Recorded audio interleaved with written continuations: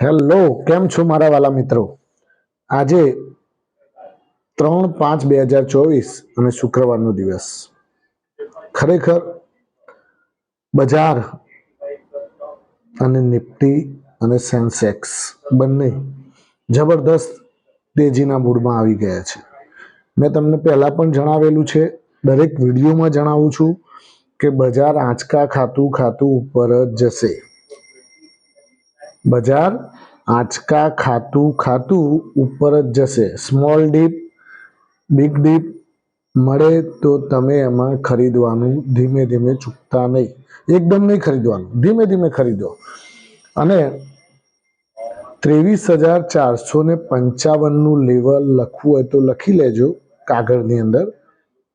આ લેવલ નિફ્ટીમાં આવશે, આવશે ને આવશે જ. આ 120%ની વાત છે. બીજું મિત્રો, ક્યારે આવશે, કેવી રીતે આવશે એ તમને આ 1 મહિનામાં ખબર પડશે.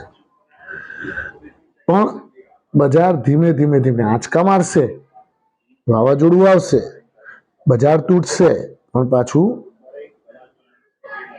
200 પોઈન્ટનું નિફ્ટી તૂટશે, પાછી 100 પોઈન્ટ રિકવર થશે, પાછી 50 પોઈન્ટ તૂટશે, પાછી 150 પોઈન્ટ રિકવર થશે, પાછી 100 પોઈન્ટ તૂટશે, પાછી 200 પોઈન્ટ રિકવર થશે.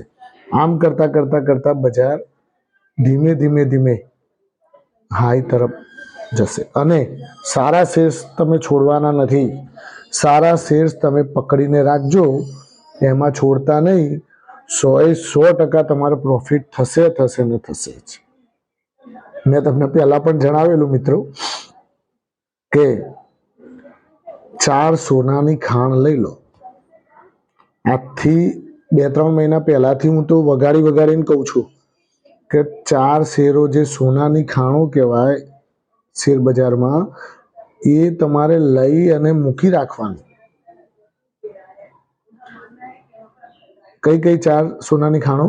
એમાં પહેલી સોનાની ખાણ છે NTPC, power grid, call India અને ઓએનજીસી. આ ચારે ચાર શેર માર્કેટની અંદર પીએસયુ સેક્ટરમાં સોનાની ખાણ કહેવાય.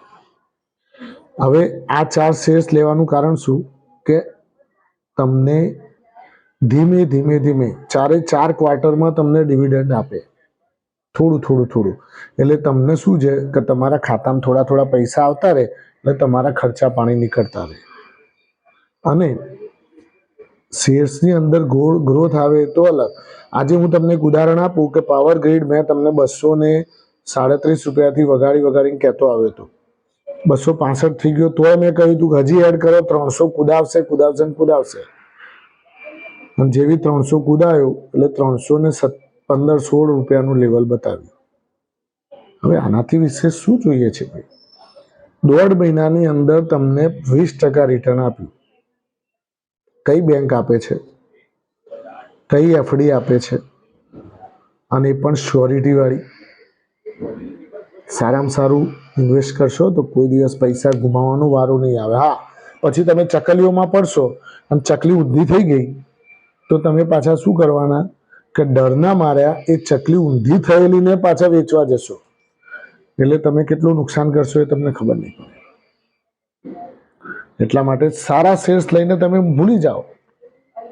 બજાર તમને હજુ સારું રિટર્ન આપશે. આમ તેજી છે એટલે એકદમ ઉત્સાહમાં નહીં આવી જવાનું. થોડા કોશિયસ રહીને જ આપણે તો કામ કરવાનું ભાઈ. આપણે તો નેગેટિવ ફેક્ટર વિચારીને જ કામ કરવાનું કે ભાઈ હવે આપણને આમાં પ્રોફિટ મળે છે તો થોડું થોડું બુક કરતા રહેવાનું. પાવર ગ્રીડની અંદર 315નું લેવલ આવ્યું. 10 થી 15-20% જેટલું પ્રોફિટ તમે બુક કરો. પાછું 300ની અંદર ક્યારેક જવા મળે તો પાછું એ 15-20% જે વેચેલું છે એ પાછું લઈ લેવાનું. ત્યાં ક્યાં આપણે તો ગાયો દોવાની છે, વેચેલું છે એ લેવાનું છે. ક્યાંય મહેનત કરવાની છે? પ્રોફિટ મળે છે ને લેવું છે ને, નુકસાન તો નથી કરતા ને. તો પછી આ રીતે શેર માર્કેટની અંદર જે તમારું પ્રોફિટનું ગાળ્યું છે એ તમારા ખાતામાં ભેગું કરો. જે શેર્સ વેચી અને પ્રોફિટ લઈ અને જે તમે ખાતામાં લાવ્યા ને એ જ તમારા બાપનું, બાકી તો શેર બજારના બાપનું. એટલું યાદ રાખવાનું.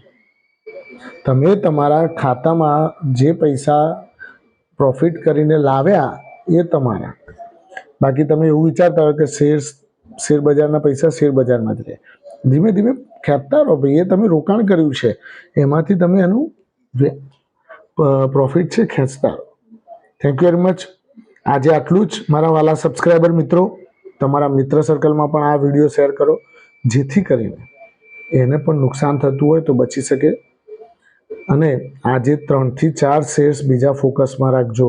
ફરીથી તમને એક આજના માટે ખાસ કહું છું, BSE Bombay stock exchange, Dabur India,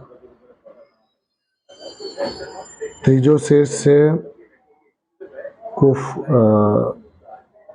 call India. એક તો સારું રિઝલ્ટ આપેલું છે, બરાબર. હવે આ 3-4 શેર્સ છે, એની અંદર તમે ધ્યાન રાખજો, ખરેખર સારું રિટર્ન મળશે તમને. બીજો એક શેર્સ લખવું હોય તો લખી લેજો, જિંદાલ સ્ટીલ એન્ડ પાવર. 3 આંકડામાં ચાલે છે, 4 આંકડા થઈ જશે, ધ્યાન રાખજો. Thank you very much. ખૂબ ખૂબ આભાર. આજનો દિવસ તમારો શુભ રહે, પ્રોફિટેબલ રહે, એવી મારી શુભેચ્છા. Thank you.